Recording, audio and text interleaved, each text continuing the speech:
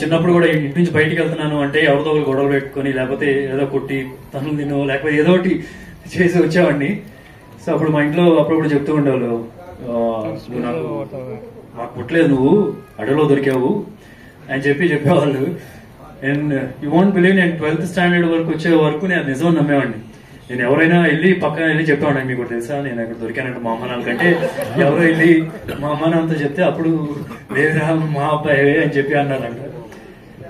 So and ఈ ఫిలింలో one of the main theme ఏంటంటే, పెద్దవాళ్ళు ఎప్పుడైనా సరే పిల్లలకి ఏదో ఒకటి వాళ్ళని కష్టపడకుండా ఏదో ఒకటి చేయాలి లైఫ్ లో, వాళ్ళు సెటిల్ చేయాలి. మనం కష్టపడినంత వాళ్ళంత కష్టపడకూడదు, వాళ్ళకి హ్యాపీ లైఫ్ కొద్దిగా హ్యాపీగా ఉండాలని.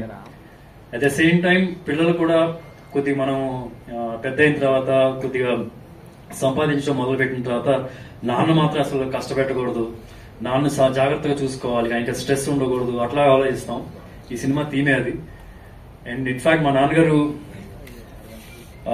ఐ స్టిల్ రిమెంబర్, నాకు 6-7 years ఉన్నప్పుడు, 8 years ఆ టైంలో ఉన్నప్పుడు, ఆల్మోస్ట్ జీరో ఉన్నప్పుడు, ఇంట్లో బ్యాలెన్స్ కానీ ఏదైనా సరే ఒక షాప్ మొత్తం అప్పు చేసి పెడితే అప్పుడే రంగా గొడవలు అయినాయి, అసలు అన్ని కొట్టేస్తూ ఉన్నారు.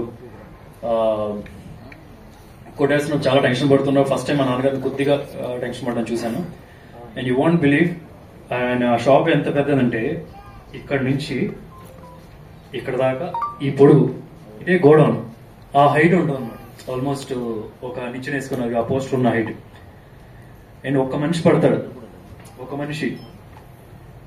అండ్ పురుగు మందులు, ఇన్ పెస్టిసైడ్స్, ఇన్సెక్టిసైడ్స్.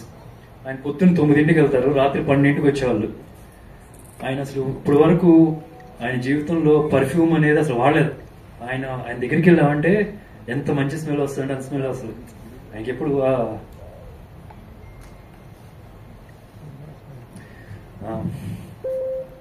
సో ఇలాంటి ఒక షాప్ లో ఉన్నప్పుడు, పెస్టిసైడ్స్ ఉన్నప్పుడు, నైట్ 12 o'clock అలా వచ్చినప్పటికి ఆయన బట్టలన్నీ పురుగు మందులు వాసన వస్తాయి. ఆల్మోస్ట్ ఒక 6-7 years 9కి వెళ్ళడం, రాత్రి 12 o'clock రావడం, ఇదే పరిస్థితి. ఒక హెల్పర్ గా ఒక కూలి అతను ఉండేవాళ్ళు. వాళ్ళకి నెక్స్ట్ డే ఆర్డర్స్ కి ఏమి వెళ్ళాలో అంటే విజయవాడ నుంచి చుట్టుపక్కల జిల్లాలకు వెళ్ళాల్సినవి ఆ రోజు రాత్రి 12 లోపల ఇలా చేస్తూ ఉండేవాళ్ళు. దాని తర్వాత today he is one of the biggest distributor in India. Won't believe the numbers in today right now. And నాకు